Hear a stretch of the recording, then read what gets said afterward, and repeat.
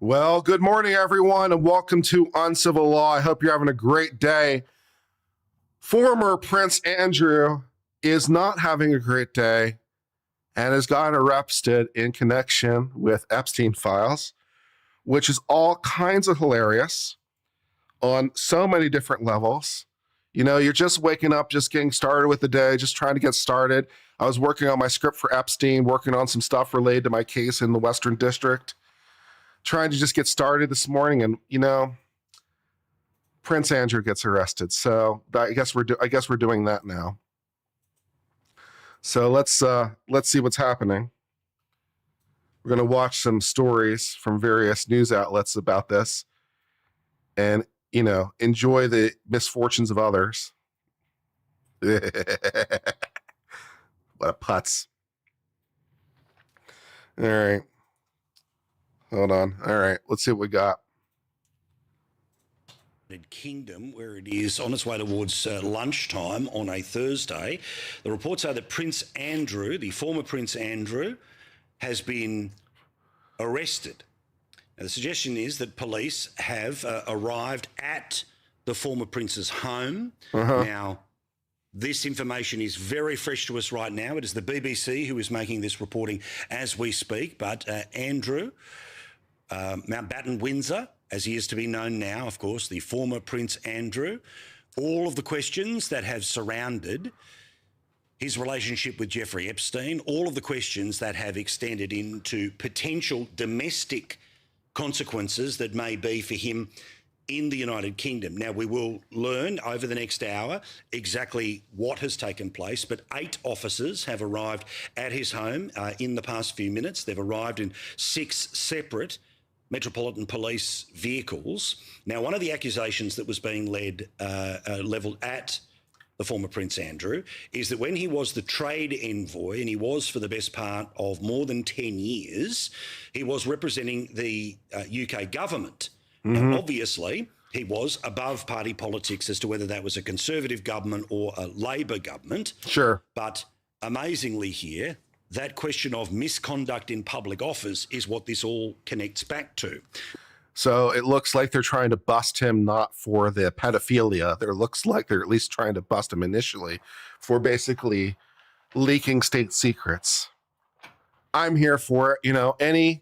Any path will be fine, right? I mean, as you do, right? You look for any path, and then you investigate that, and then you get to other stuff, right? So if you're the police and you want to arrest somebody, you look for the easiest way to arrest them.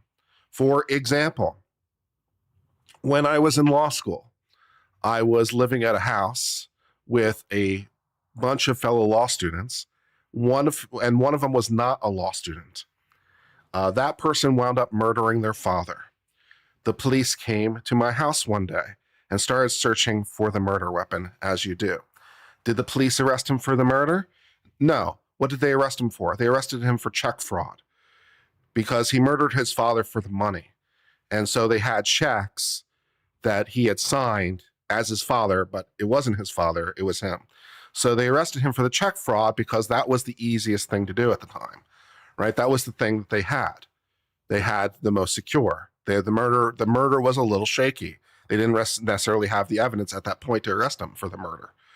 So they didn't arrest him for the murder. They arrested him for the check fraud, and then they'll go investigate the murder, right? So kind of the same thing here. It's like, okay, we're not going to arrest you for the pedophilia. We're going to arrest you for the leaking state secrets and get to the rest later. No problem. It all works. Great. Because some of the suggestions have been that information that he may well have learnt in the privileged position of being the trade envoy, he may well have spoken about that information outside of the areas that he was supposed to be doing so, potentially even with Jeffrey Epstein. But again, we will see all of this play out in the next little while. This is a potential jailable offence. Now, we know that the former Prince Andrew has said of any and all allegations that have been made about him in the past in relation to his proximity and allegations in and around Jeffrey Epstein that he has claimed to be innocent. Is it really his birthday? That's just mean. Is it really Prince Andrew's birthday? That's just mean. No class. No class. Well, this is, again, a very different take on things, and one that does not require what the United States authorities have been able to find out. It is not related to the investigations that have happened in the Parliament in the United States, which, of course, has been very active. But, of course, he's not an American citizen, so he hasn't been able to be compelled to learn more about this. Now, at this stage, the police arriving, and again, the report from the BBC is the term arrested. Now, arrested simply obviously means in the earliest of moments here that this is somebody being engaged with by the police. Now, whether the questioning is taking place at his home right now, we assume that to be the case. Now, remember, of course, he was formerly in that cottage. He then was moved to the Sandringham estate. It's worth noting that your right to remain silent can be used against you in the UK. So that's a difference from US law. I'm not an expert on exactly that, but I do know that much. I do know that your silence can be used against you. So there's always that. So that's fun. Which is still owned by the royal family, but the expectation was that either the king himself or some arrangement had been made for him to be moved to that different, smaller and much more secluded property than the one that we have seen in the past, one that he has shared on and off at times with his former wife, Sarah Ferguson. This is the location of what is taking place right now. I've got a feeling we're going to be dipping in and out of this a lot in the next little while. So if we're mid-conversation with anything we have planned this evening, we return to this and return to it instantly. But the images that are coming through is the police arriving. Yeah. And then I'm kind of with you on this. I'm with you on your skepticism, Tony, about this being swept under the rug. I have a hard time believing that this is really going to go to the end of the page that it could go in a normal criminal prosecution. I have a difficult time believing that this is going to run all the way to the end. I don't know what's necessarily going to stop that, but we'll see. It could be fun. When was the last time the king actually pardoned someone? It's probably been, I don't know what their policies over there and how that works. Maybe he'll pardon him. That could be fun. I'm sure the UK would love that. Lol. we understand upon the arrival inside the home. What are they going to do then? Vote him out of office? Arrested. That is the beginning of the process of, at the very least, questioning him or forcing him into a scenario of being questioned, all going back to his time as the trade envoy for the United Kingdom, when he would represent the United Kingdom government, again, regardless of politics, the royal family being above politics of the day. Him being able to move in the upper echelons of multiple societies, perhaps armed with information that may well have been of use to others. And in the extreme case, and there is no evidence to this point, so I am simply speaking to the possibility of what could be the basis here, is whether the information that he used, he was able to in any way, shape or form, use to improve his personal or somebody else's circumstances. The breaking news tonight is that the former prince... I mean, it's hard to believe that Jeffrey Epstein wasn't an access agent, bare minimum, by some or definitely or potentially multiple different intelligence forces, potentially including the UK for that matter. I'm not sure who he was intelligent access agent of, but probably the FBI, maybe Mossad, and some other people, maybe. Who knows? Yeah. Maybe we'll learn a little bit more about the spy game thing, the whole thing. Yeah.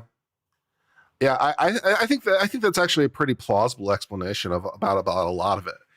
I think he was an access agent, and I think that a lot of his handlers probably just looked the other way for a lot of things because he was able to provide really good intelligence. And so, because he had access to so many people, and now it's kind of blowing up in their face as it does. So probably the FBI. It makes sense because obviously the FBI had him dead to rights on so many things. So the FBI flipped him almost certainly. Maybe Mossad, maybe some other people. Who knows? Probably got around a little bit. Could be fun. Prince Andrew is currently talking with police at his home on the fringes of Sandringham Estate. There will be much more that comes to air in the next hour. The second we know more, you will as well. How did Rudy Giuliani get into this? That last photo was Rudy Giuliani. How did Rudy Giuliani get into this? Who said anything about Rudy Giuliani? What the fuck? Okay. Is Rudy Giuliani involved in this somehow? Did I miss a memo somewhere?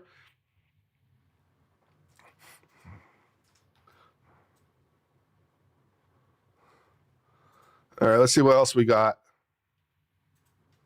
And we have some breaking news, some stunning news out of London. Andrew Mountbatten Windsor, the former Prince Andrew, has been arrested, presumably in connection with his relationship with Jeffrey Epstein. I want to go straight to our foreign correspondent, James Longman.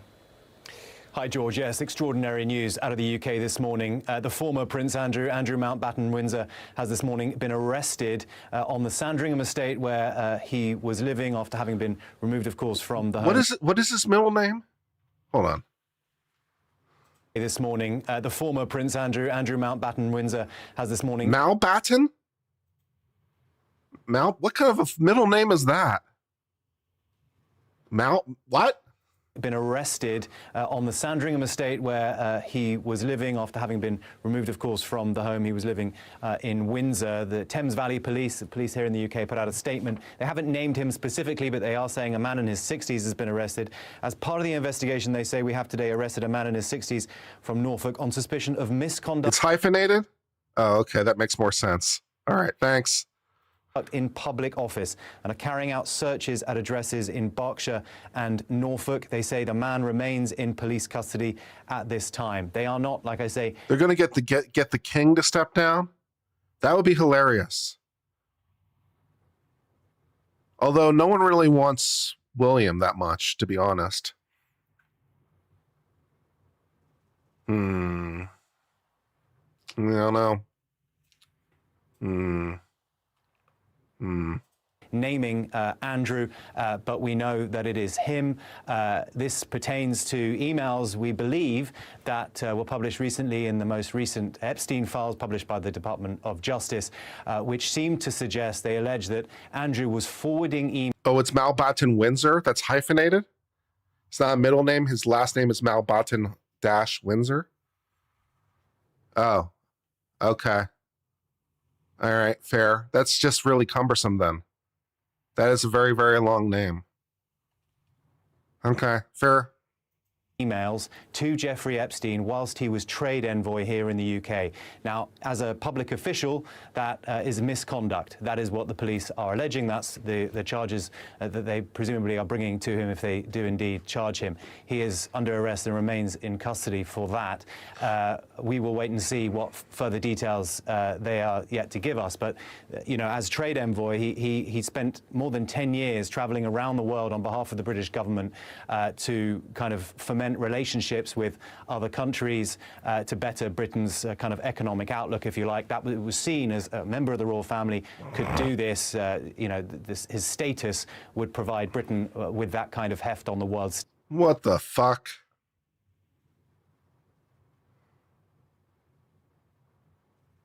He never served in the military, right? This is just because he's a royal, right? What a putz. Stage, but the emails from the Department of Justice suggest that when he was in these conversations in places like Singapore, Hong Kong, I've got a list here in front of me of other countries that he went to, he would then have these kind of confidential documents in these emails, and then it looks like he was forwarding them on to Jeffrey did he Epstein, serve? another Oh, one here okay, from never Vietnam, mind. another from China. So if you He look actually did serve in the military? Okay, I retract my snark. If he actually earned it, I retract. He served in the Falklands? Well, that half counts. Huh. the date on some of these emails as well. That is what is interesting. One of them here in front of me from 2010. Of course, that's well after Jeffrey Epstein had already faced charges for soliciting sex from a minor. So that goes to the heart of this entire issue around Andrew and Epstein. The relationship that he had with that convicted sex offender went far beyond the time which he said that he had broken all contact with him. People at home might remember the disastrous interview he gave in 2019 to the BBC, where he said that he had traveled to the United States, to New York, to sever his ties with Jeffrey Epstein, that he was there to basically explain to him that he no longer wanted to be in communication with him. These emails from the Department of Justice suggest that that was not true, that he basically lied about his relationship with Jeffrey Epstein in that interview. He has always denied, we should say, any wrongdoing when it comes to the allegations. Does being president require military service? No, obviously not. But presidents don't wear military uniforms. My objection was to the uniform. So we've had presidents that have served in the military, to be sure. But unless you've served, it's like Dukakis when he wore the helmet and rode around in the tank. It just looks off. It's like, no, Dukakis, you can't, no one's buying this. So yeah, it's the dictators who, put themselves in military garb. It's like, no, not so much. No. About sex trafficking. Virginia Giuffre, of course, the individual who alleged that she was sex trafficked by Epstein for sex with Andrew, he has denied that strenuously. We haven't had comment from him or the palace on these latest allegations about emails to Jeffrey Epstein in his position as trade envoy, but one imagines that at some point today Buckingham Palace will have to release some kind of statement. They are yet to comment. But we are in the extraordinary situation where the brother of the king has been arrested. To my mind, that has never happened in the modern history of the royal family.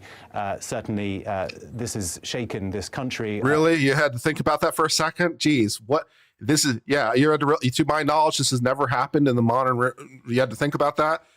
Geez, I'm not sure. Has someone connected to the royal family been arrested any time in my lifetime? I have to really think about it. It's been a long time coming. I think many people would look at this and say Andrew should have faced justice a long time ago. Many others. Is William the most liked? I was under the impression that he was not that well liked. I guess I'm out of my UK depth, so I will apologize to the good citizens of the UK, or the good subjects of the UK, to be proper. I will apologize to the good subjects of the UK. I was under the impression that William was not that well liked. But if he is that well liked, well, I suppose it depends. Do you mean just absolutely, or do you mean in comparison to his father? If you mean in comparison to his father, I believe that. If you mean absolutely, I'd be a little bit more surprised. But if he's liked, then, fair enough. I apologize to the good subjects of the UK. I'm sorry. My knowledge apparently was out of depth or out of date. I apologize. Will say, well, this is a shock today to find that he's been arrested in this way. It was shocking to all of us, no question about that, James. Let me bring that to Robert Jobson, our royal contributor. James just said it. To his memory, it's never happened in the modern royal family. Do you have any sense that anything like this has ever happened before? No, they've just had minor road traffic incidents that Princess Anne was arrested over a dog. No, this is truly historic. This is seismic, George. I mean, this has serious implications for the monarchy in this country. The reality is this man still is in line to the succession, but for anyone who wears a hat like that, man, just no. Absolutely not. I assume that's white tie, and I'm still like, no, absolutely not. That's just no. Moment of quirk of fate, he could have been the man who was the king. This is really, shocking beyond belief. The police on royal estates, the fact that on his 66th birthday, no less, he's been arrested. He's now going to have to give evidence, have to give a report be interviewed under caution. So that, this is now getting to a very serious stage. This, of course, is nothing to do with the Epstein and the sex trafficking side of things. It has a little bit to do with that. Purely to do with the envoy. Yeah. If you believe that, I have a bridge to sell you. Yeah, this has nothing to do with the Epstein. This is just with the envoy. Yeah, if you believe that, I have a bridge to sell you. That might be the hook that they're using. But I seriously doubt that's the extent of their interest. You should know better. Right, and releasing this sensitive classified information. Forgive me if this is an uninformed question, but could something like this happen without the acquiescence of the Queen? Well, what we do know is that it was the Queen that pushed for Andrew to be that special advisor. We do know that the current king, when he was made the special envoy after leaving the Royal Navy, made it very clear that he didn't think it was a good idea. He thought that Andrew should just focus on doing royal duties and not take on an official role until, in terms of working alongside the government in this way, until it was cleared, until he fully understand what was involved. I'm sure that the king has got his head in his hands about this at the moment. This really is a seismic moment, I've said, for the monarchy. I do believe, well, nothing like this has ever happened before. And I didn't actually think it would, even with all the pressure, that it would actually reach that stage again. This is going to be a hugely complex case. And of course, he doesn't have immunity. The king can't be tried in his courts in this country. But we have this issue here that if there's evidence that comes out here that the king knew, and the king would actually have to give evidence in a court of law, that would collapse the case, like it did, if you remember, in 2002 with the Burrell case, when the Queen suddenly remembered she'd had been told things by Burrell that he was keeping Diana's things for safekeeping. Now that led to the collapse of the case. It truly is a seismic moment for this country. Because technically, the Queen or king is the one prosecuting. The king is going to have something to say about this? Well, if he doesn't, I think he should, because I think that at the end of the day, he is not only the head of state, he is also the... William is more liked than any male in the firm. Fair enough.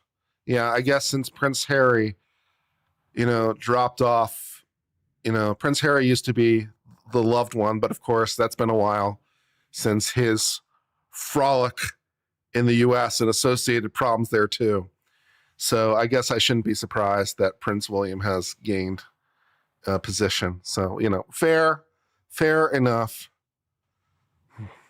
The head of the nation, if you like, and he's responsible for leading the monarchy. Prince Harry really fucked that one up, didn't he? Constitutional parliamentary democracy. The problem, of course, will be now that this is a police case, and this means a lot of this... All right, you guys love William, I get it. I'm sorry for ever saying anything. We have to wait and see if Andrew is actually charged. Once the moment is that he's charged with anything, then of course all this conjecture has to stop in the media and it becomes a police case. And that makes it difficult for the king to make a statement. But trust in the monarchy will be at an all-time low at the moment. And I think that at some stage, whether it's at the end of this or even just now, there needs to be some statement from the king and from the palace, and to make sure that people understand that this is an accountable institution that will going forward will be transparent and abide by the law. We had the Prime Minister this morning on television saying no one is above the law, and it looks like that's the case. How serious a threat to the monarchy is this?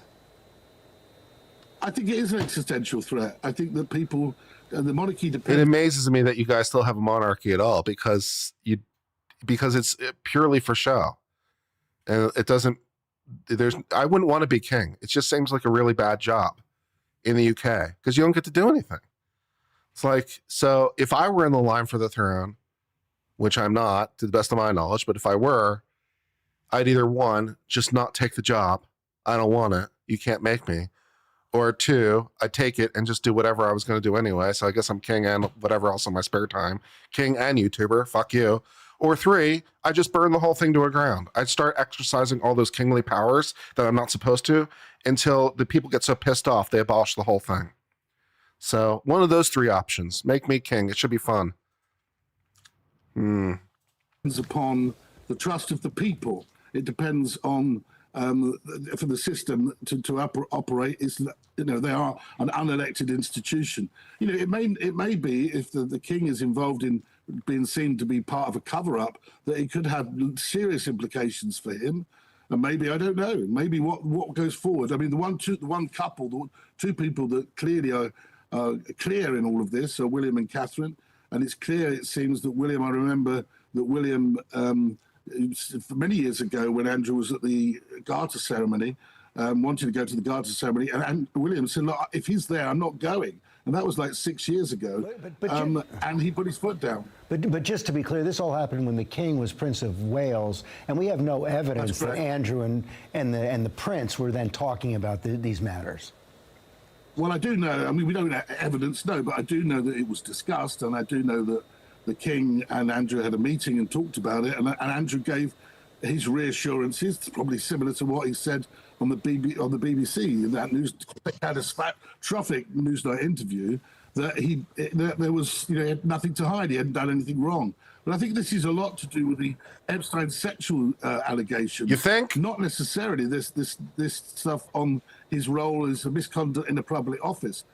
We did not know the extent of that, and we didn't know that until the Mandelson, the former Deputy Prime Minister of Britain and former person that was the former Washington ambassador, until he got arrested. So all of this has been emerging at a very fast rate, and the most important thing now is that he has to give evidence under caution. He has to give a witness statement under caution. We don't know if he's going to be charged yet. I should imagine that will take a bit of time, but this is a very fast-moving story, George, and historic.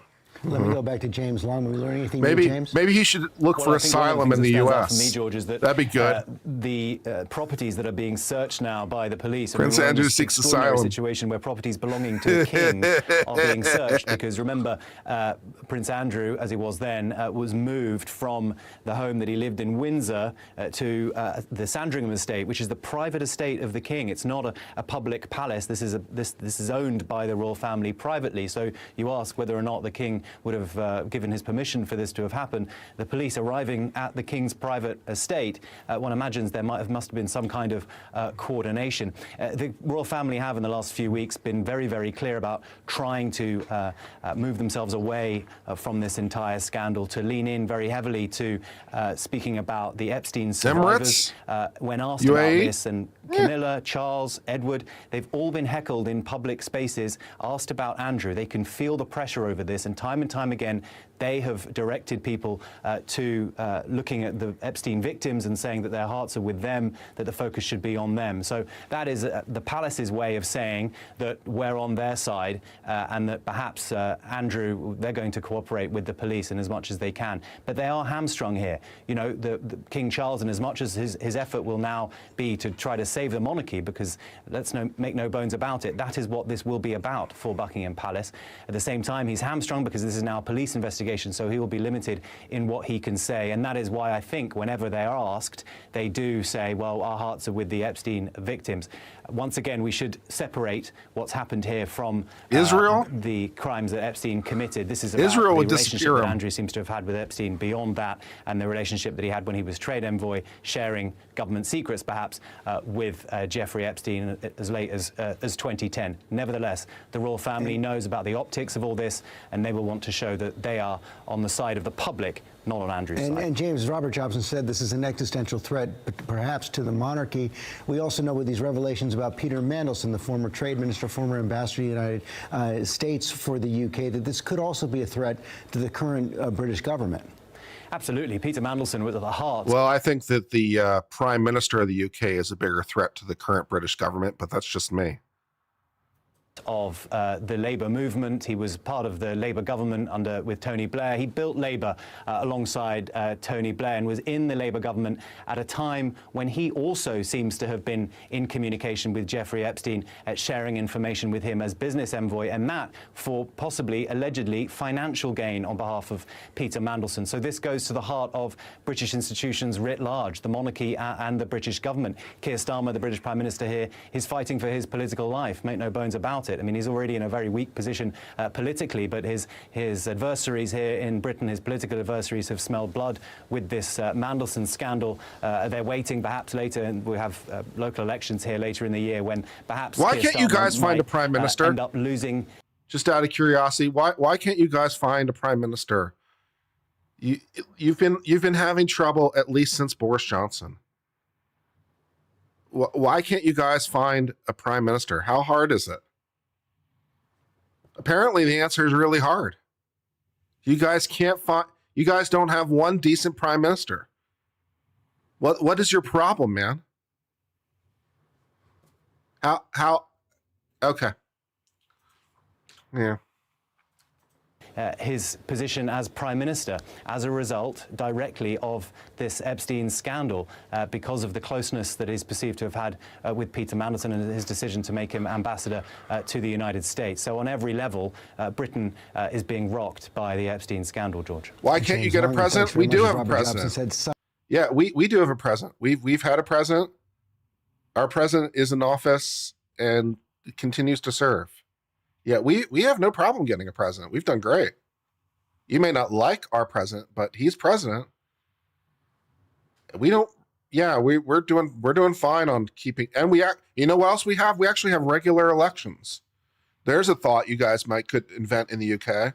What if you guys had elections on the regular instead of whenever the fuck the current leadership feels like it?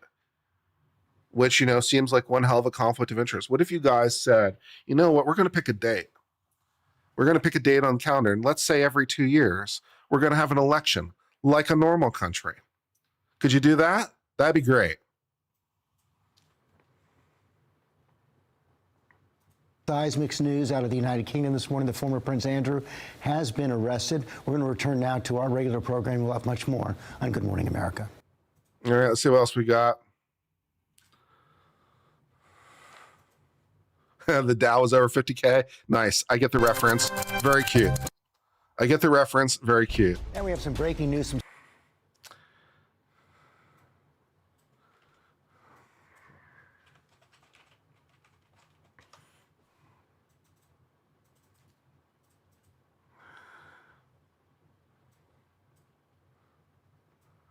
Let's see.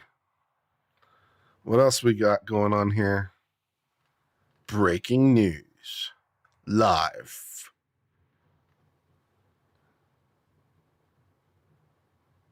Don Lemon? People in the cabinet or otherwise who are mentioned in the files? That is the question. And this is a stunning development. It marks the first arrest to a member of the royal family in centuries, and it makes him the most high-profile figure so far to face criminal accusations in a scandal that continues to sweep in some of the world's richest and most powerful places. This comes after a remarkable fall from grace, as you know. His brother, again, is King Charles III. Thanks. He was stripped of his titles last year and is now known only as Andrew Mountbatten Windsor. And it is yet another blow to Britain's already beleaguered royal family, who have been, in a little bit of a turmoil. You know what happened with Harry and Meghan and other things happening over in the UK. The king expressed his deepest concern at the news Thursday and stressed that the law must take its course. So they are well aware of this, and that's why he was stripped of his titles. And this is a day perhaps that they had been waiting for. He turned 66 today. This is Prince Andrew's. Oh, so they're executing Order 66. Oh. Okay. All right. Well, that's a choice, I guess. Nice.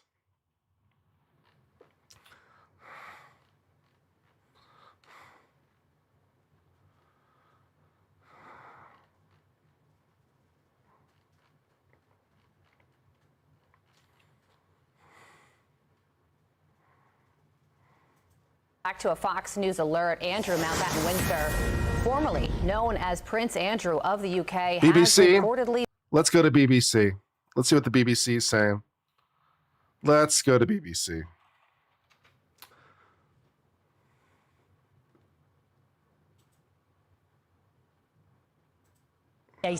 What is coming out of the Epstein files. That hat should be against the law. What do we understand about the allegations against Andrew? What are we being told? That hat makes me want to arrest him. Well, Thames Valley Police have been investigating, well, assessing really, it's now an investigation, but they've been assessing a couple of allegations against Andrew Mountbatten Windsor. This one that they've arrested him on. It's a is typical for horse riding helmet. misconduct I'm in aware of public what it office, is. Suspicion of misconduct. It still public looks office. gay. And it goes back to his time as a trade envoy, where there is a duty of confidentiality in documents, and the allegations that came out of the Epstein the files stripe were was that not he helping. was passing on, sharing documents with Epstein that should have been confidential. That will all now be investigated by the police. At the moment, there are police at Sandringham and at Windsor Lodge, at the Royal Lodge, his former home in Windsor. So searches, it seems, are being carried out. He will obviously now spend the day being questioned, a day that is actually his 66th birthday. But Look at that fucking hat. Look at that fucking stripe. Yeah. he will be answering police questions instead. That was Lucy Manning there, who had the story before anyone else did earlier this morning. That arrest happening, remember, at about 8 o'clock this morning at the Sandringham estate, and the news of that. Oh, it's raining in the filtering through UK. to the BBC. Oh, geez, there's a not turn long of after. there's a turn of Well, let's events. talk a little bit more It's a little now about rainy the today. process Oh, that okay. Andrew Mountbatten Windsor faces now that he is in police custody. Let's speak to a former custody officer and investigator for West Midlands Police and host of the Spin Justice podcast, Hayley Owens. Hayley, it's so good to talk to you. Thanks for joining us on BBC News. And let me start by asking you, we know now, obviously, that there has been an arrest and that Andrew Mountbatten Windsor was taken into custody by police this morning. Can you talk viewers through the process that we can now expect him to go through? Yes, so the custody process, to be honest... Let me see if I can take a rough guess at it. Let me see. The process is they're going to ask him some questions for a while, and then they're going to have to let him go probably, and then they're going to do some more investigations, and maybe at some later point they'll charge him. Is that the process? Let's find out.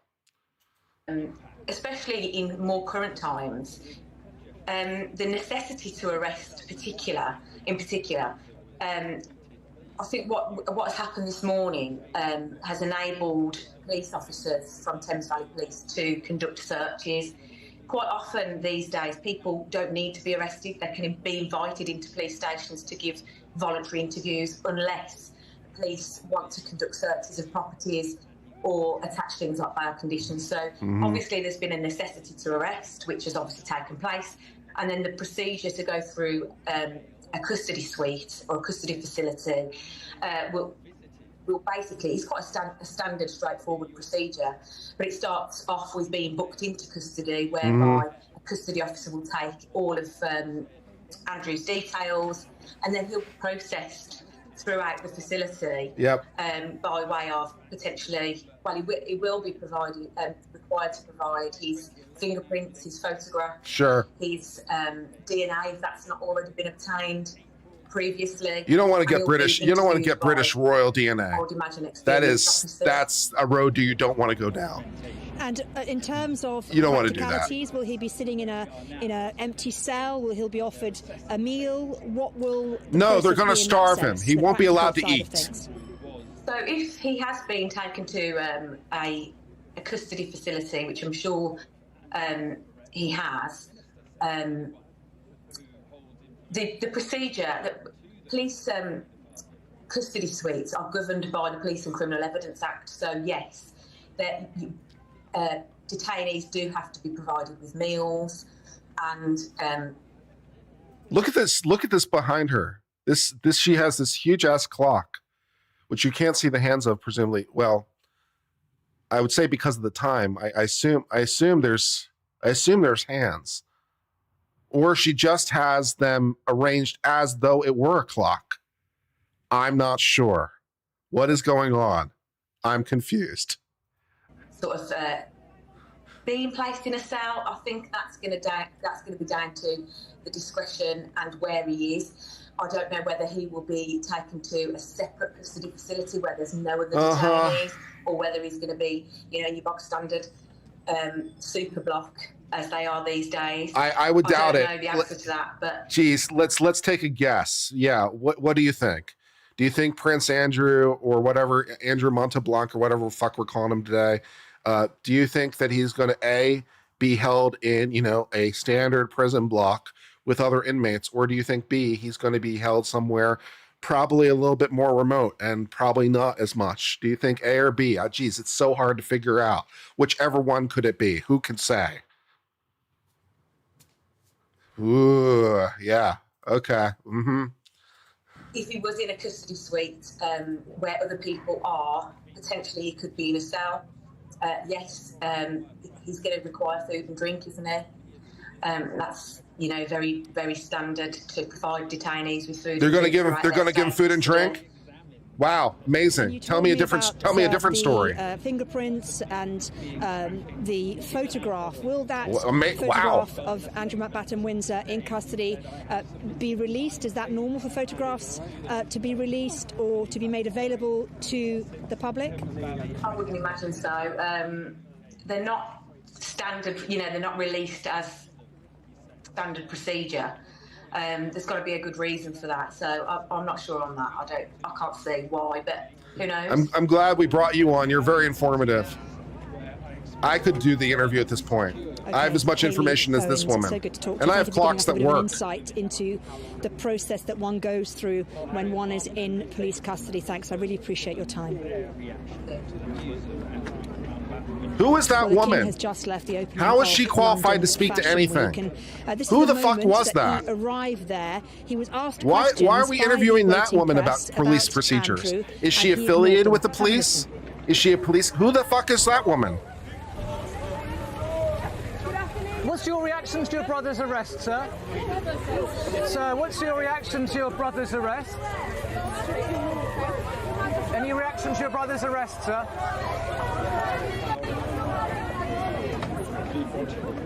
Yeah, no, you could interview me. I'd be just as informative. Entry into London Fashion Week for King Charles. Well, his biographer and friend, Jonathan Dimbleby, has been speaking to The World at One on BBC Radio 4. He told us more about the position the King is taking after Andrew's arrest. I think that my first thought is that the King has made the statement that we heard just earlier. That does not surprise me at all. Not at all. He's head of state. He's at the apex. He is the crown in this respect. So were there to be... He's not the crown in other respects, though. A trial, were there to be a charge, it would be in the name of the crown of the king. Thanks. But it would be in character as well. He made it very clear earlier that he would cooperate with the Thames Valley Police were there to be any questions that they would like him to answer. So I think that it demonstrates oddly, perversely, if you like, because people talk about the damage to the royal family. It demonstrates actually the strength of the Constitution in this respect, that the police have acted without fear of favour. They've treated him, as we've just been listening, as if he were any other, as he is any other citizen. As of 2 months ago, he was. Without any sense that because he is a member of the royal family. Bullshit. Yeah, yeah, the police are treating him exactly the same as anyone else. Bullshit. Yeah, I'm sure that they're, minding their P's and Q's, as you might say. 499 from Michelle 8190. I'm glad he got arrested, but isn't there one grape on London every hour? Maybe they could arrest ones hurting everyday people too. Yeah, that'd be nice. The UK has many problems. Family, that he should be given kid gloves treatment. He hasn't been. But he isn't, though, any other member of the public, is he? I mean, he is the King's brother, and I wonder what you think about the damage that this does to the royal family, to the monarchy. It doesn't. I don't think that it damages the monarchy. I think we have to separate the notion of a family from the institution of the monarchy. I think it's very important. It's very easy to ally the two. And I have to say in parentheses, I think that the former Duke of Edinburgh used the most unfortunate phrase when he talked about the family business. It's not a family business. It is a family business. It's a very... If you take the individuals... It's a very family business. What the fuck are you talking about? Yeah, being king, it's kind of a family business. It's not a family... I don't know, man. I don't know, man. Kind of is. I don't know, man. Do you know how you get to be king? I'm pretty sure I do. the senior, he mentioned, the King mentioned, didn't he, that all the family would continue to help. If you think of the Prince and Princess of Wales, the Princess Royal, the Duke of Edinburgh, they are all doing their duties. They will individually have feelings about this. I do not see that because one member of the royal family has been arrested, maybe, we don't know, maybe charged with a very serious offence, that brings the institution in disrespect. On the contrary, it demonstrates that the institution is functioning. Except Just compare it with the United States, for instance, the DOJ. Yeah, Such a contrast, where the DOJ can't operate effectively without the say-so of the whimsy of the head of state there, who was the president. Except, Andrew... Well, it's not so much that he's head of state as head of government at that point, because it's the same person in our system. But yes, the DOJ is part of the executive branch. The president of the United States is the head of the executive branch. The DOJ works for the president. This is true. Congratulations. I'm glad you understand this. Great. Moving on. He's still currently 8th in line to the throne, isn't he? That's true. Can you separate them then? Well, formally, he is that. In reality, and I think it's possible for him to be removed from that position. In fact, there has been talk about that happening and process being put in place to bring that about. Why would you bother? Why would you bother to go through the mechanism? I mean, I guess for the hell of it, but like if he's 8th in line, you know, not exactly urgent.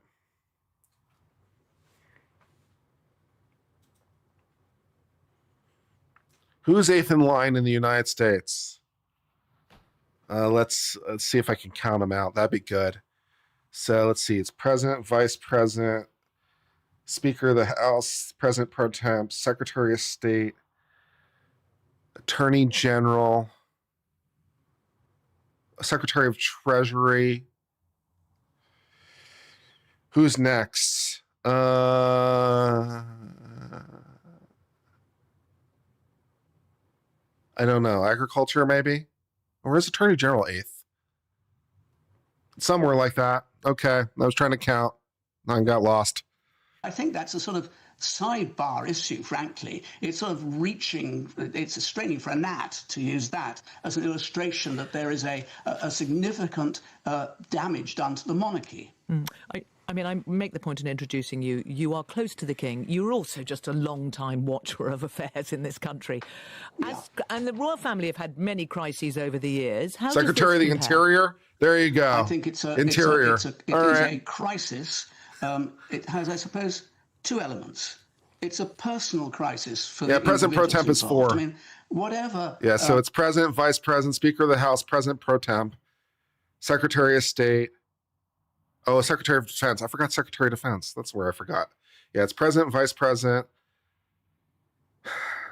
Speaker of the House, President Pro Temp, Secretary of State, Secretary of Defense, Secretary of the Treasury, Attorney General, and after that I get a little bit lost. Yeah, something like that. Yeah. I can tell you Homeland Security is way at the bottom, if that helps. Because it's in order of when the office was created. In case you care. So that's the order. So yeah. Okay, moving on. The members of the royal family individually may feel treasures before defense, and about that makes their sense feelings for their brother. Yeah, gotta have money first. But it's grievous for them to have to endure the institution being put under such incredible scrutiny. At the same time, I think that that what will happen is that we will put this into, when we look at it more coolly and in perspective, we will see that the institution has emerged from this, not weaker, but arguably, seems perverse to say it, I grant you, arguably stronger, because it's working. It's worked. One can say, and we have to be very careful what we say about him, because he's said he's totally innocent, and therefore we mustn't prejudge whether or not he's charged. Very important. But he has clearly by his behavior that brought about the TV series you're thinking about is Designated Survivor with Kiefer Sutherland. I saw a couple of those episodes. They were fun. decision by the police to arrest him, which is a very significant move.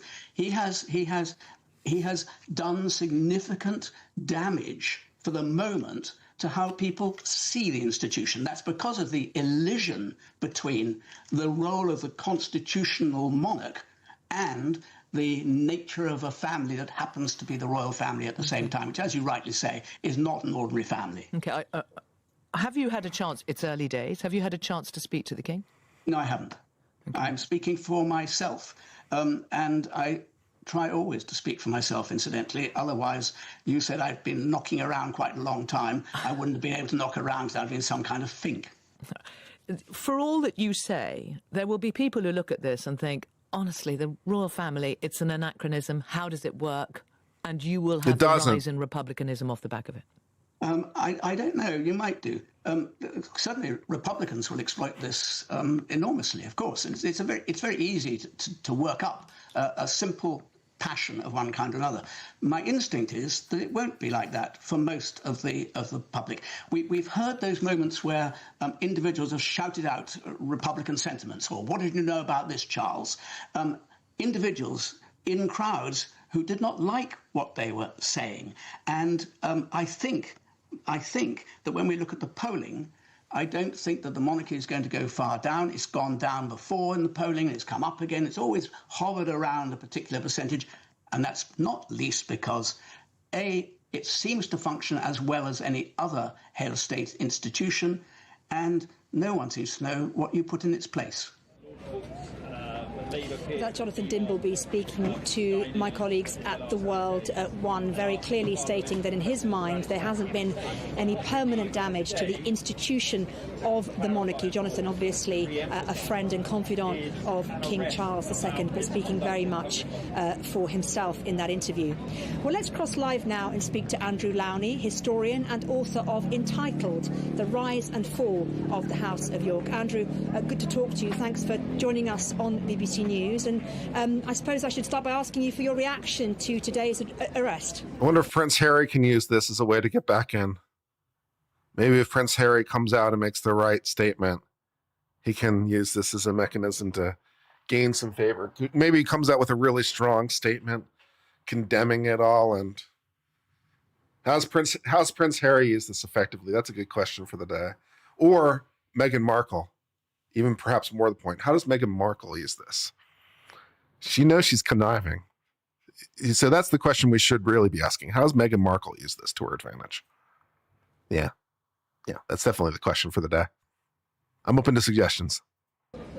Well, I think it's very welcome. I mean, I've been calling for this a long time. There's plenty of evidence. I think the final tipping point came with some of the recent revelations in the Epstein leaks. And I think this has saved the monarchy because clearly people were beginning to ask wider questions. You were talking about the position of the king there. But I think this has lanced the boil. I think there is a sense now that the royals are not above the law and that the police will act without fear or favour. And I take my hat off to the royals the are not police. above the law? This. And I do hope that they're able to gather all the information they need, that will be provided to them by, for example, Buckingham Palace. And Andrew will face the justice that he so richly deserves. Do you think the King has done the right thing in issuing that statement? Do you think the King has made all the right moves in terms of the way in which he has treated this? Yeah, they say the King is above the law right up until the time that you guys decide that he's not and chop off his head.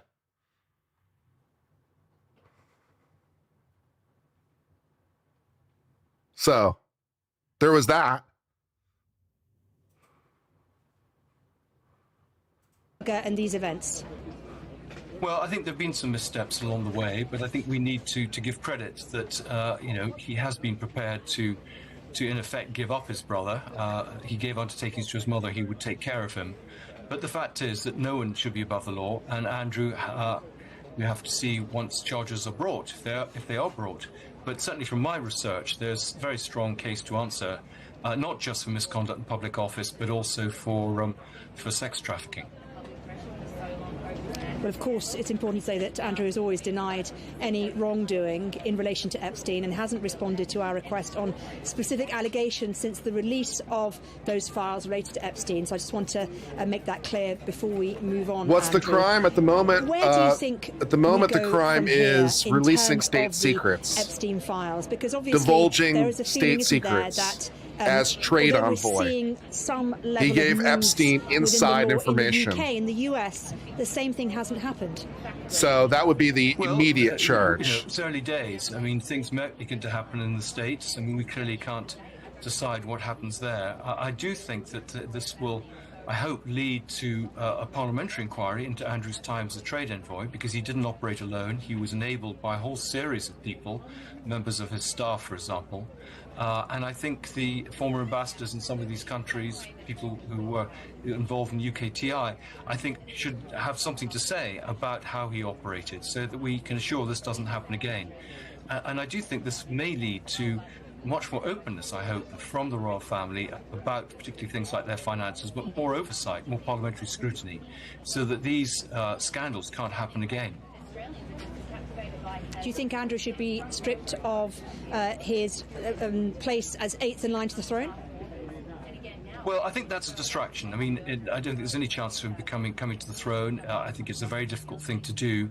I think the focus now is to learn from the past, to ensure that he faces justice, and those who have aided and abetted him, of which there, I'm afraid, are numerous people. Talk to me a little bit more about the process that has got us here, because talking to Ailsa earlier on, she said this whole process began in 2010. It's now 2026. It's been so many years that people have been talking about it. What is it, do you think, that expedited everything over the last few weeks?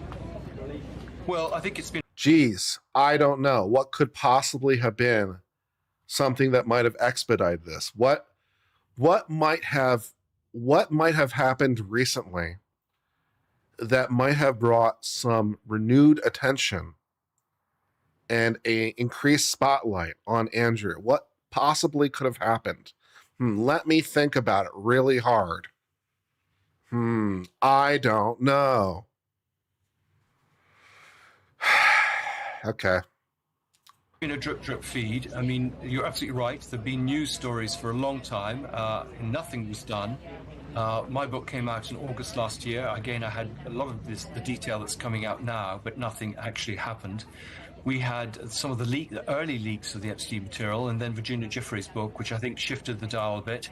And I think the really dramatic thing was just the scale of this basically passing on confidential information to business partners that's emerged in the last few weeks. And I think that's been the killer thing. The police couldn't amazing. Not investigate. And I think Gordon Brown's intervention the other day about the flights coming to Stansted, I think, carried a lot of moral Is Gordon authority. Brown still around? So, I mean, there have been various people along the line. I haven't heard that name in a while. Particularly certain papers who've really pushed the story.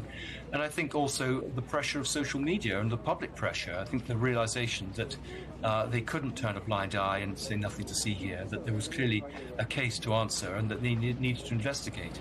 And they've moved more swiftly than I thought. I mean, either because they thought that he was a flight risk, or they were worried about, I suppose, commentary undermining a court case. But I think it's great that he's in the House of Lords now? Above the law Nice. in this country now. Do you really think he would be considered a flight risk? Someone as well known as him? What's he going to do? Well, King Juan Carlos of Spain, charged with accused of very similar misdemeanors, did flee to Dubai. It would be a very easy way to solve a problem. No trial, no dirty washing aired in public. And yes, I do think he was a serious risk. I mean, he could easily have jumped on a private jet somewhere and jetted off. You've obviously written a book about Prince Andrew. You have studied and looked into his life and what has happened. What do you think he is feeling right now? Indignant, well, probably. You know, what a birthday present. I think that too. From certainly people I've talked to recently who know him, are close to him, he doesn't seem to have really understood. When I said I wanted to get fucked for my birthday, this wasn't what I had in mind. It doesn't seem to be yet any full remorse or contrition for his behaviour. I think there's still a feeling that he's been hard done by. and I think a belief that he was still pretty unassailable. He'd been protected all his life. He got away with a lot of bad behavior and never really been challenged. And I think this must be a shock to him. But who knows what's going through his head. OK, Andrew Lownie, good to talk to you. Thank you very much indeed. And a reminder again that Andrew has denied any wrongdoing in relation to Epstein. Now, let's take a little bit of time to bring you a statement from the family of Virginia Roberts Giuffre. Today, our broken hearts have been lifted at the news that no one is above the law, not even royalty. On behalf of our sister, Virginia Roberts Giuffre, we extend our gratitude to the UK's Thames Valley Police. Apparently, we've been pronouncing it wrong in the US this whole time. Of Andrew Mountbatten Windsor. Giuffre? He was never a prince. All right, sorry. We've been pronouncing it wrong this entire time. Our bad. From Sky and Amanda Roberts. We need to remind you once again that Andrew has previously denied any wrongdoing in relation to Epstein. He also hasn't responded to the BBC's requests for any comment on these specific allegations in relation to the release of those Epstein files back in January. Well, let's cross live now and speak to our former US correspondent, Nomia Iqbal, who's been following the fallout from the Epstein files from the very beginning. Nomia, we found Waldo. Just give me a bit of a taste of the reaction. We found Waldo. She's a correspondent for the BBC. Today. Well, we've been getting reaction from the Committee on Oversight and Accountability. So just to remind you, this is Congress's main watchdog, and the committee has been, the Oversight Committee has basically been the only institution that's investigating the Epstein file. So I want to read you the statement from the I'm sorry, on the it's House Wally Oversight. over there, isn't it, in the No UK? one connected to Jeffrey I'm sorry, Epstein we will found escape Wally. accountability for their crimes. Sorry, I have to It's convert that just to beginning. We'll UK. pursue justice for every individual who participated in Wally. the abuse of women and girls. Just to remind, Andrew Mountbatten Windsor has always denied any wrongdoing. When it comes to Jeffrey Epstein, the arrest today is nothing related in terms of what the committee is investigating, but of course they've been keeping a really close watch on what is happening here in the UK. I also want to read to you a statement from the Democratic representative Stephen Lynch, who's on the Oversight Committee. It says it offers a great contrast. Look what the British government is doing in light of the evidence. Look what the US government is doing. Nothing. Our Chief Law Enforcement Officer, Pam Bondi, is defending and obstructing the investigation. That, you know, is of course in regards to what we've been talking about on air in our coverage, which is that in the US there is this feeling that there's no sense of accountability for anything regarding Epstein, any links to him, whereas the lawmakers on the committee have been pointing to what's been happening in the UK. You've got the Democratic representative, Melanie Stansbury. She said, if a prince can be held accountable, so can a president. And that is in reference to, of course, President Trump, who, whilst he has been, his name has appeared in the files, he's always denied any wrongdoing when it comes to Jeffrey Epstein. He says he broke off contact with him many, many years ago, and no one has ever accused the president of any wrongdoing either. But I think overall, Mariam... Well, that would be a problem then, wouldn't it? You idiot. Yeah, geez. I mean, yeah. Oh, God. I mean, President Trump hasn't been held accountable. Now, no one's ever accused him of anything specific. His name is mentioned a lot, though, but never with specific reference to anything illegal. Why isn't the president being held accountable?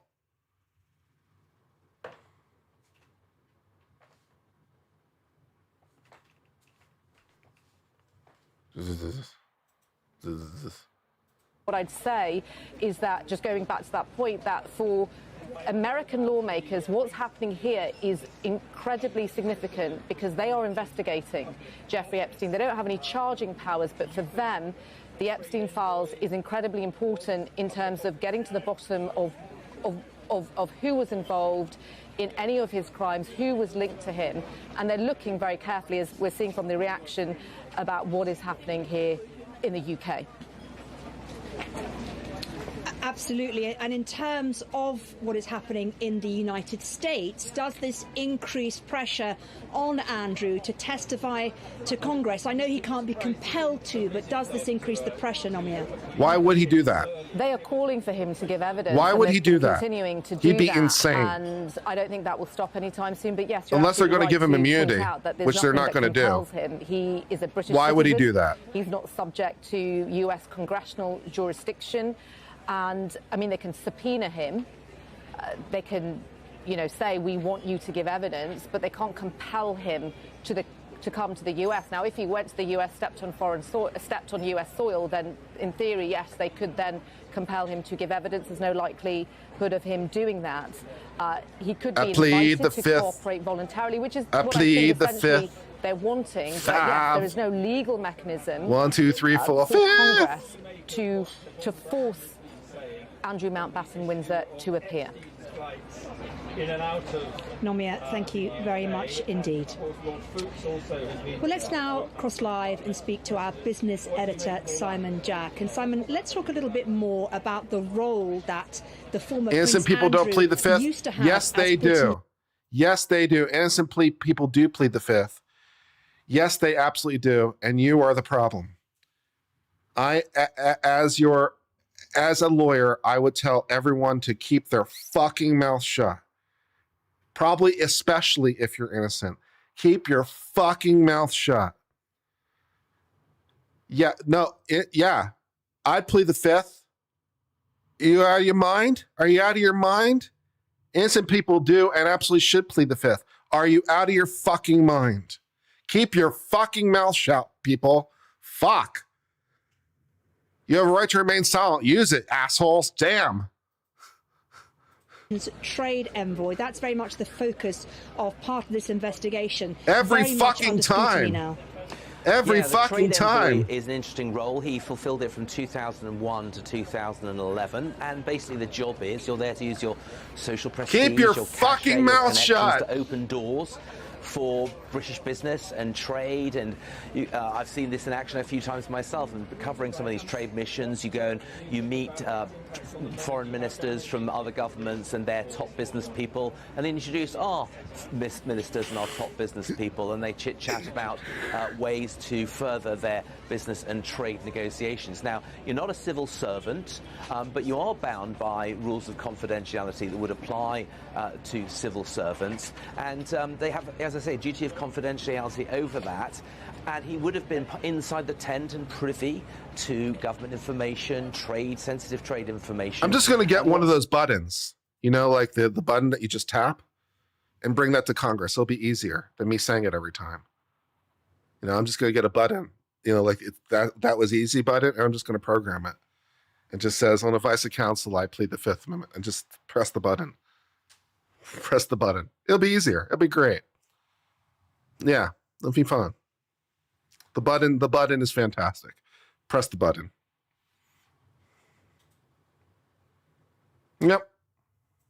Emerged is that in the Epstein files, he appears to have shared some of the confidences that he got on, for example, a trade mission to Southeast Asia in 2010. There was some comments around what was going on at the bank RBS and Aston Martin. And these have shown up in the Epstein files. And I should say, as you I'm sure have said, is that just being mentioned in the Epstein files is no inference of wrongdoing, and he has consistently denied any wrongdoing. But it does appear that quite sensitive information has been relayed to people in the Epstein when the police network. tell you have the right to remain silent, shut the fuck up! And others, a committee of MPs have said they want to have this investigated, and it appears likely that this is part of the investigation into whether Lord. abusing position. It's okay. We just have a few questions. No big office. deal. Just got to read you your rights first. You touched on it there, but what exact examples are there, Simon, of those concerns of his activity during that time? Well, we know that he shared his trade mission itinerary in Southeast. No, even if you have an alibi, shut the fuck up. That's something your lawyer can convey at a later time. Shut the fuck up. Tell your lawyer and they can tell the people. Shut the fuck up. No, not if you have an alibi. No, just shut the fuck up.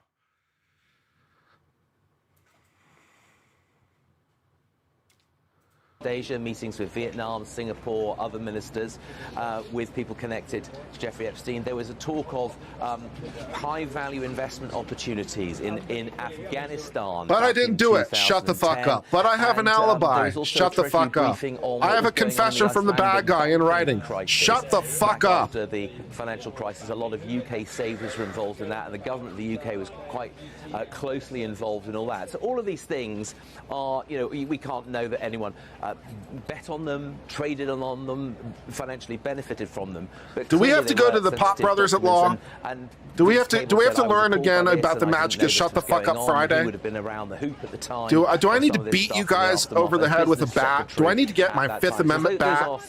Do I need to get my Fifth Amendment bat and start beating people to death? Is that what I need to do? Simon, thank you very much indeed. Simon Jack, our business editor there. Well, before today's arrest, Keir Starmer had told the BBC that Andrew Mountbatten Windsor should speak to authorities investigating the Epstein scandal if he has relevant information about it. The Prime Minister told BBC Breakfast it's a long-standing principle that nobody is above the law. Have a listen. Hillary Clinton has told the BBC this week that everybody should testify to US Congress if asked. I will ask you Then why didn't your husband show up when he was asked?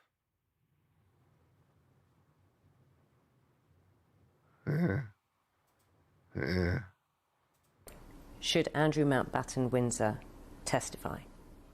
Yes. Anybody who has any information should testify. I plead the Fifth. So I plead the Fifth. Anybody else. Five. Anybody who's got relevant 1, 2, 3, 4, 5. To whatever the relevant body is. In this particular case, we're talking about Epstein, but there are plenty of other cases. It is anybody who's got information relating to any aspect of violence against women and girls has, in my view, a duty to come forward, whoever they are. And the former Prime Minister Gordon Brown has called on police to interview Andrew Mountbatten Windsor. You said he should testify to Congress. Should he voluntarily? Absolutely the fuck not. He should keep his mouth fucking shut. They will keep your mouth fucking shut. But, fuck. One of the core principles in our system is that everybody is equal under the law and nobody is above the law.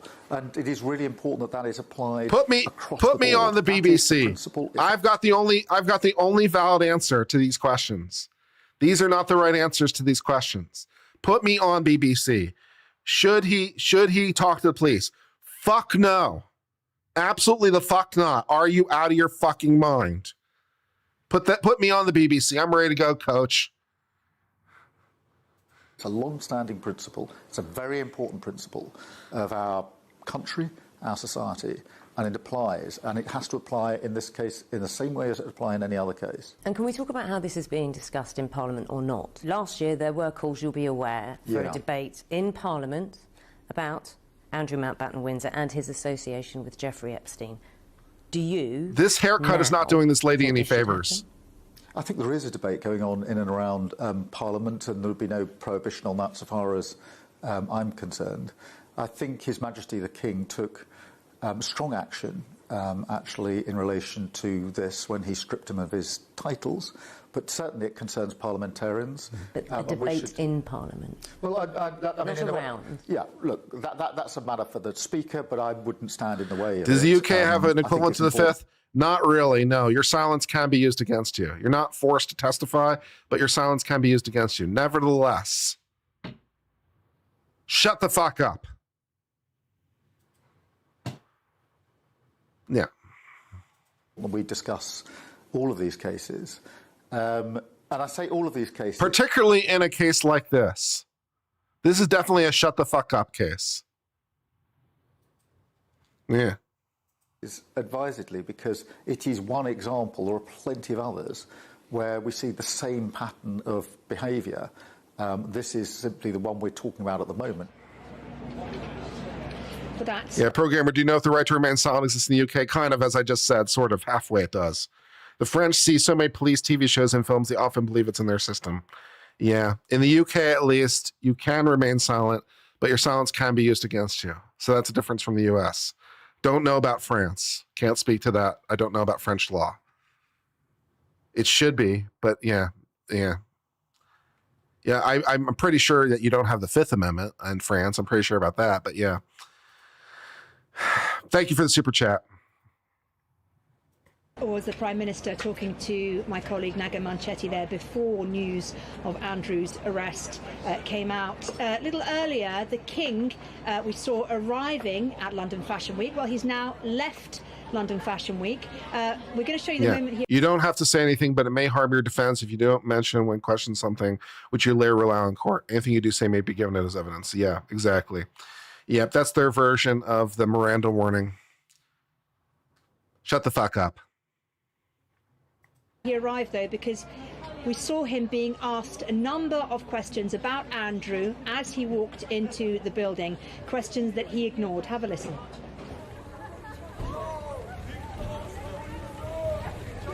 What's your reaction to your brother's arrest, sir? Sir, what's your reaction to your brother's arrest? Any reaction to your brother's arrest, sir? Wow, the King ignored your questions? Wow, what are the odds? Well, let's just remind you that since the arrest of Andrew Mountbatten Windsor at 8 o'clock this morning, police have continued to search a number of properties, including Royal Lodge, which is in Windsor in Berkshire. And you can see here a convoy of police. What do you have to do to get a search warrant for that, I wonder? Through the gates into Royal Lodge. A number of addresses in Berkshire and Norfolk, including the Royal Lodge, where the former prince, of course, lived for over 20 years, have been searched. And we do understand that those searches are continuing. This all comes, of course, after Thames Valley Police said they're assessing a complaint over the alleged sharing of confidential material by the former prince with the late sex offender Jeffrey Epstein. The pictures of Royal Lodge are what you're seeing now, but of course the arrest itself happened earlier on in Sandringham. So let's just bring you up to date with what we know this hour before we take a very short break, and that is that police have announced that they arrested Andrew Mountbatten Windsor earlier this morning at about 8 o'clock in the morning from his residence in Sandringham. He has been accused of misconduct in public office, and he is currently in custody. We will, of course, be bringing you all the very latest on this developing stories throughout the... All right. Well, I think that'll take us to the end of this coverage for the moment, because we're not going to know anything more for quite a while. So there's no real reason to keep watching this, because we're not going to learn anything. They're just going to be talking about the same thing endlessly for the foreseeable future. I am quite positive.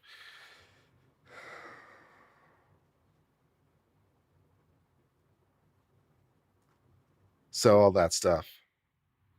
Who can make changes to the Constitution and amendments? You can propose changes either through Congress, 2/3, or you need to do a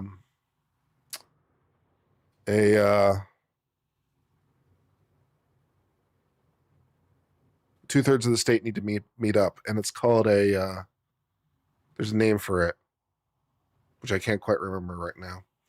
Anyways, either 2/3 of Congress needs to propose it, or 2/3 of the state needs to propose it, and either way, then 3/4 need to ratify either by the legislature or by a vote of the people within the state.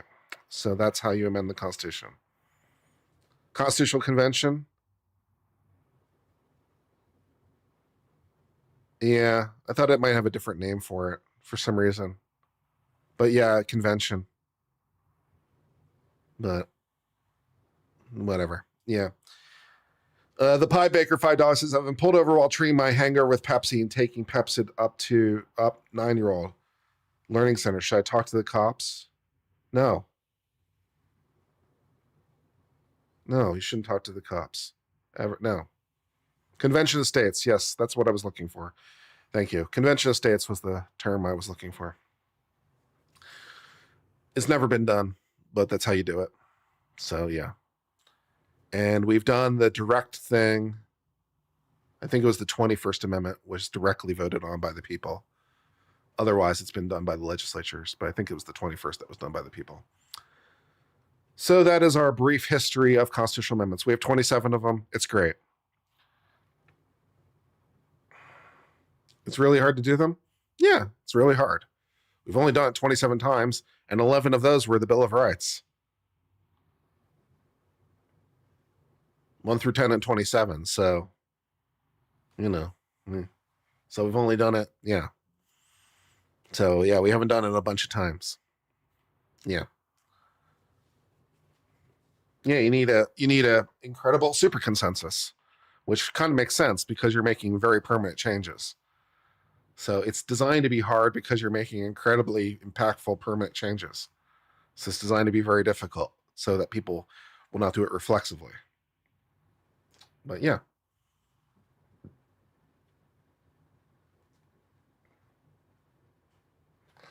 What's the next amendment? I don't know. Don't know. I don't know. I mean, they've proposed tens of thousands. Well, I don't know about tens of thousands. They've proposed at least 10,000 amendments. There's still a couple floating around that are technically pending too. There's the one dealing with representation in the House, which is still technically pending, which is pointless because it wouldn't do anything. I mean, it changes language, it changes the way you calculate the number of seats in the House, but it would have no practical impact at this point. It would have had a practical impact when it was written, but at this point, it would have no practical impact, so it's kind of pointless.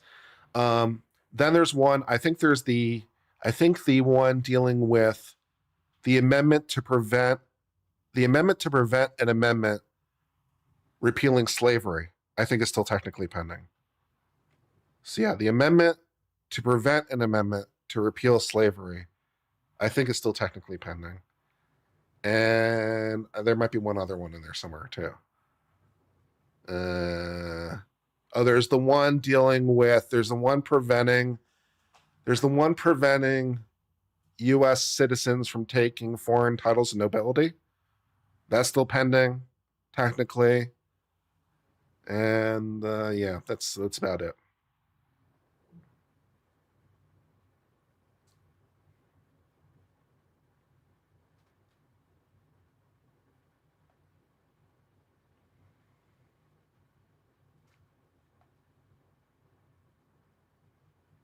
Yeah, amending state constitutions is a lot easier. Still hard, but it's a lot easier. It depends on the state, but yeah, state constitutions get amended fairly frequently. I mean, it's usually comparable. It's just, well, but you don't need 3/4 of the states, right? Because that doesn't make sense. You usually need some supermajority out of the legislature, but you don't need that second process. You usually need some sort of ratification vote, usually by a simple majority. So it's a lot easier to amend state constitutions. So they get amended much more frequently.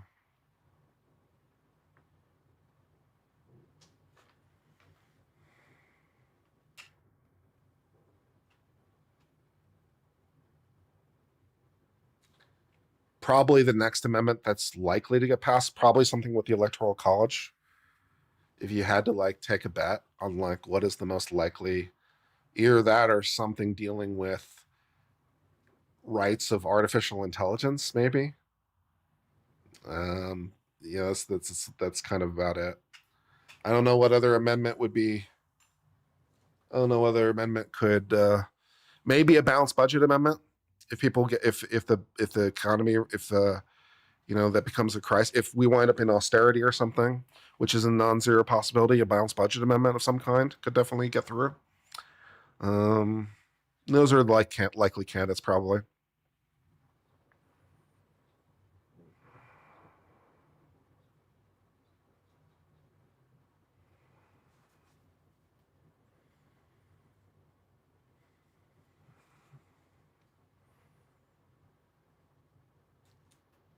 Beyond that, I don't really see any major impetuses right now.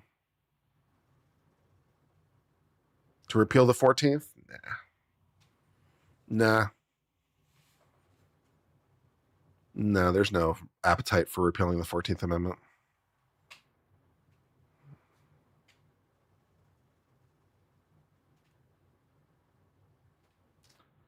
The 14th Amendment brings a lot of advantages too. The 17th, dealing with taxes? Maybe.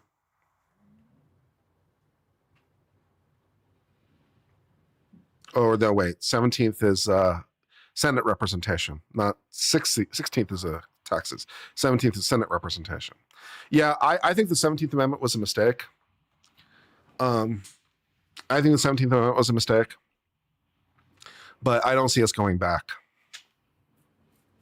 I'm also not really sure why they had 2 senators per state when they set it up. That's one of those questions I never could quite figure out the answer to, because it seemed like they were setting up members of the Senate to basically be like quasi-ambassadors, because the Senate represents the states, whereas the House represents the people. Now, they're not sovereign in the same way as foreign nations, so it's not quite, but they're like it seems like they were setting them up basically as like quasi-ambassadors. And so then it doesn't really make sense to have 2 ambassadors per state. That doesn't really make sense. So I'm not really sure why they picked 2. It probably was because of the rotation in the Senate. Like they wanted to make it so the Senate didn't all flip at once. You know, if they did 1 senator per state, then presumably the entire Senate would flip all at once, right? Like the House. So probably they did 2 per state so they could prevent that from happening. But I think it led to confusion. So I think 2 senators per state was a mistake. I think the 17th Amendment was a mistake. Yeah.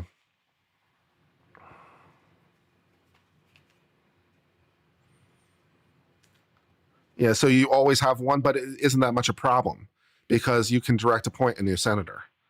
You know, in the event that you lose a senator for whatever reason, the state just appoints a new one. So it wasn't that big a deal. Usually it was the governor.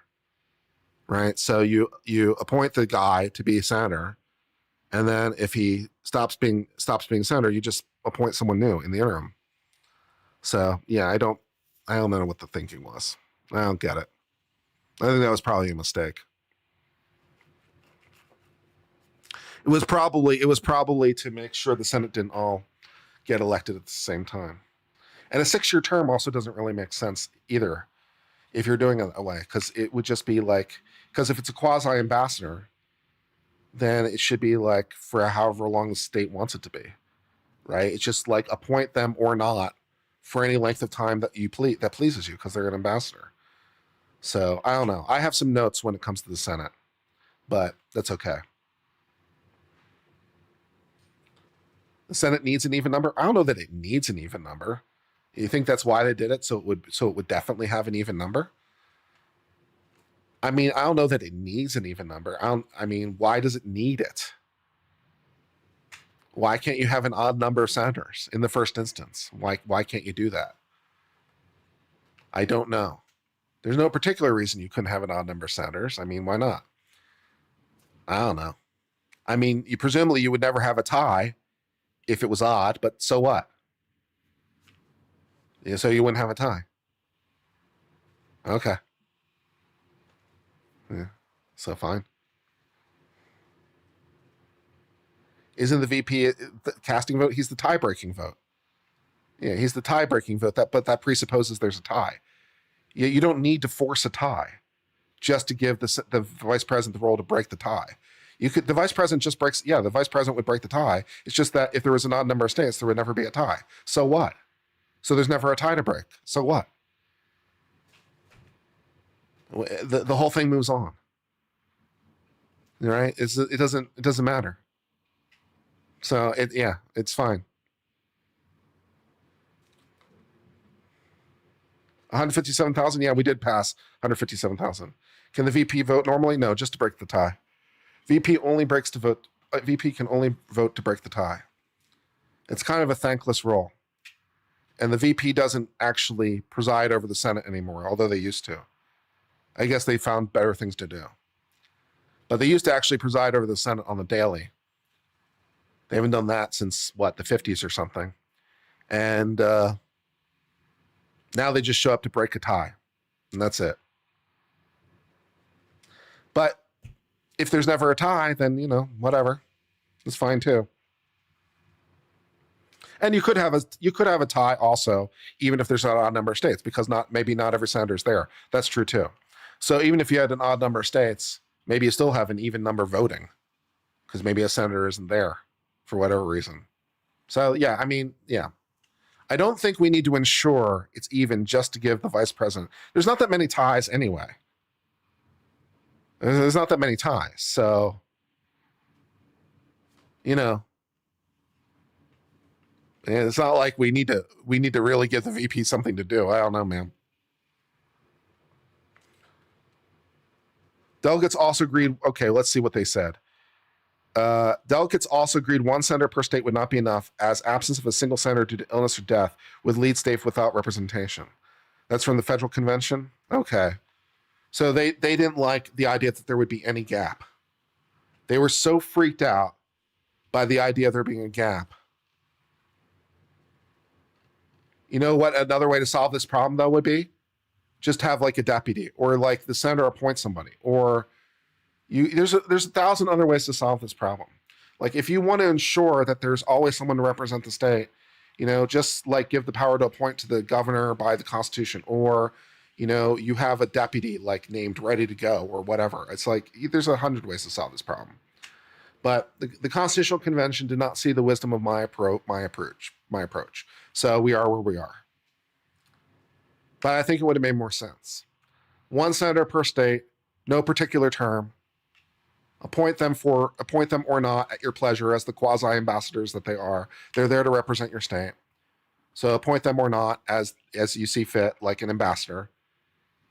You can call back your ambassador at any time because you don't like them anymore. So appoint them or not for any term of you see fit to represent your state as a state, blah, blah, blah, blah, blah. Yeah, I think there's another solution to this problem. And if, the guy croaks or something, you might be without a guy to represent you, for, I don't know, 2 weeks or something until you get the note. It'll be fine. It'll be fine. Yeah, I think they overthought the problem, but that's maybe just me.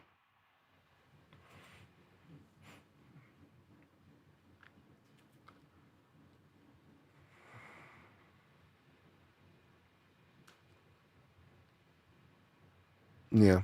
The RVP, is like a warm bucket of spit, as they say. It's a pointless job because you don't have any power. It's very annoying. But some VPs make more of it than others.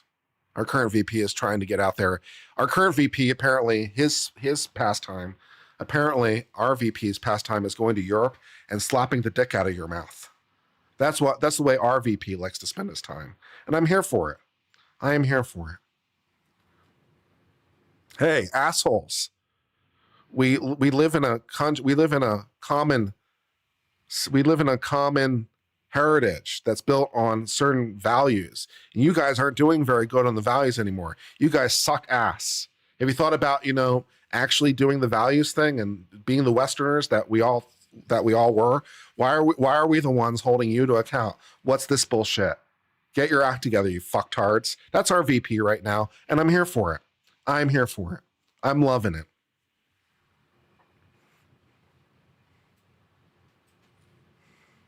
Yeah, RVP's role is to say, fuck you, do better. I'm here for it. Because some of you guys in Europe need a slap across the face. So I'm here for it. So it's fine. All right, I'm gonna sign off for now. I hope you've had a good day. I'm going to get to work and actually do some shit. I'm going to try to post a video later. I've been on Civil Law. Talk to you later. Bye-bye for now.